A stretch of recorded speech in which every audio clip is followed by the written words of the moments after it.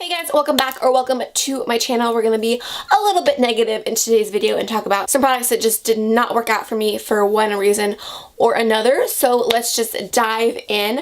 I have a couple like sponge products that I want to talk about. So the first one is this Revlon airbrush effect thing. I don't even know how to describe it. It has a handle and then there's a sponge on the top and you can take that sponge off and they have different sponges you can put on. I did do a review on this guy and another sponge I'm going to talk about here in a second. If you want to see that video, I will link it down below, but clearly I didn't like it. Couple of reasons. First one, this tip especially I did not like. I liked this one a little bit more than this one, but this one I really did not like. First of all, all the textures of these sponges are really hard. When you get them wet, they are a little bit more, you know, spongy, but they feel absolutely nothing like the Beauty Blender at all. And this tip was just really awkward to use, especially with the handle. When you wet this sponge, it gets quite a bit bigger, so using the handle with this, it was just awkward.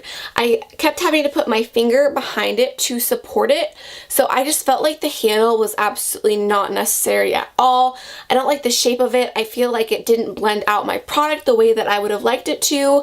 Just all around, I was not a fan of this tip. Now, this tip I actually did kind of like, but why it's in this video is because I've only used this probably 3 times, and you can see it's already ripping, like it's starting to come off of there. So that's extremely disappointing. I've literally used this sponge 3 times and to have it rip already is really disappointing. Another reason why I did not like this little sponge applicator duo thing is because when you first buy this, it comes with this tip on it and then it comes with an extra tip like this. So if you want this tip, you have to buy it separately.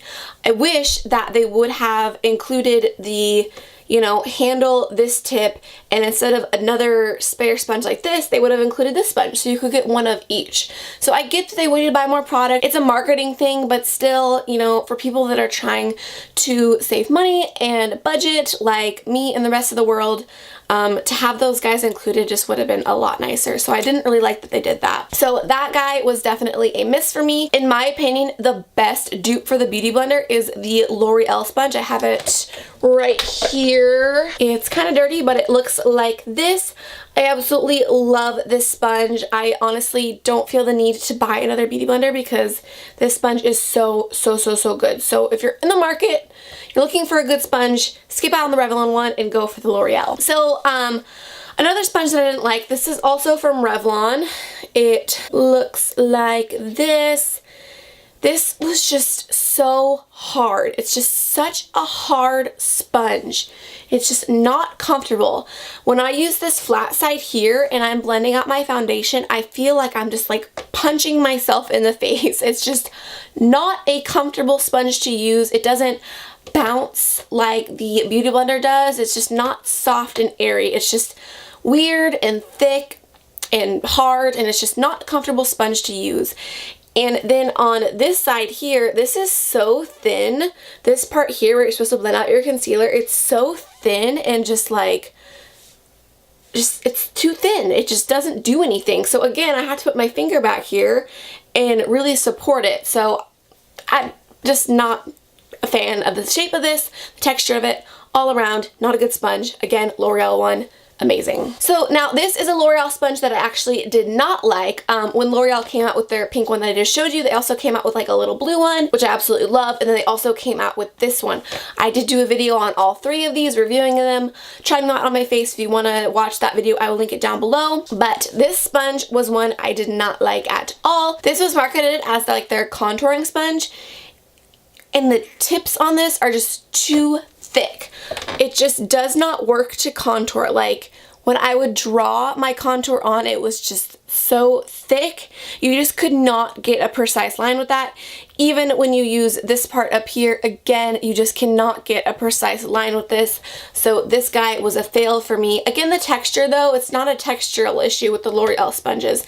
Really like the texture of the L'Oreal sponges. It's just a shape for me. I didn't think that the shape for this, for a contour sponge, was that good. So unfortunately, this was a miss for me. Next product I want to talk about is the NYX HD Finishing Powder in Mint Green. I did do a whole video dedicated to drugstore color correctors, which I will link down below if you want to see that, but this one was in that video and I just don't understand this product.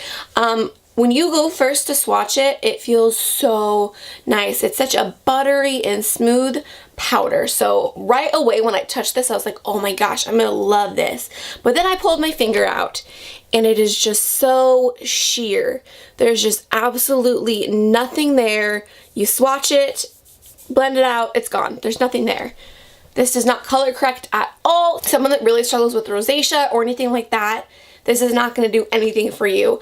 I seriously layered this up. I took a big fluffy brush, doused it around in there, and just kept layering it on my face and just nothing. It just disappeared. It's just sheer and doesn't do anything.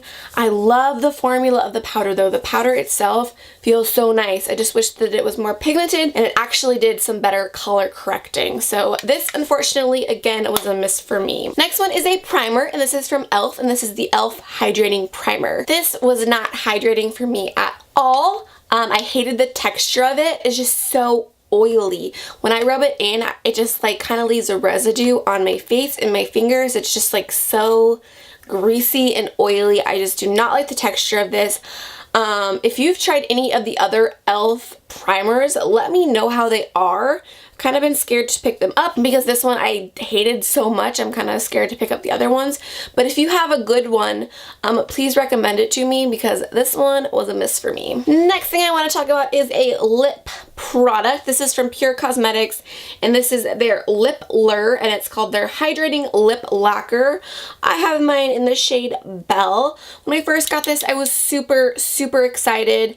It's one of those kind of felt tip applicators like the Too Faced Melted, and then it has a, you know, little dealy bow on the bottom there where you twist up and the product comes out the top. This is such a beautiful color. I was really excited to get this when I did. Absolutely gorgeous color, but the texture of this is so thick and goopy. I just cannot hang. It's sticky and I just did not like the texture of it at all. And it says it's hydrating, but this was so drying on my lips for some reason. And it's not like it's a matte liquid lipstick or anything. Like there's, you know, it's got sheen and stuff to it. So I don't know what's up with this formula, but it did not agree with my lips. Super drying and just sticky and goopy, and I just was not a fan of the formula. So this was a miss for me. Next up, I want to talk about a foundation. This is the NYX HD foundation. I picked mine up in the shade Sand Beige. I was really excited to try this because I haven't heard anyone talk about this. I was like, ooh, maybe I found a hidden gem. I'm pretty sure no one talks about it because it sucks. This just did not leave my skin looking nice at all. Here it is swatched on the back of my hand. It looks like a nice foundation. I mean, it looks fine, but blended out, this just did me absolutely no favors. It just looked absolutely disgusting on my face. I don't even know how to describe it besides it looked disgusting and I hated it. So this guy was a miss for me. Lastly, I have two eyeshadow palettes I want to talk about. We'll talk about the Too Faced one first. This is the Too Faced Chocolate Chip limited edition palette. I was so excited to get this. I stayed up super late to make sure that I didn't miss it, didn't go out of stock before I got it. I was one of the first people to get it.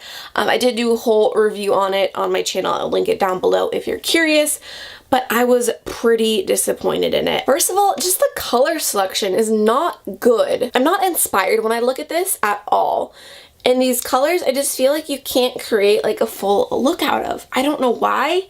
I just feel like a lot of them kind of blend together. Like these top two here, kind of in the viewfinder, you can't really tell, but these top two here and these bottom two almost look identical to me. Like they are just too similar. I just feel like all these colors are too similar. I can't do a full look with this.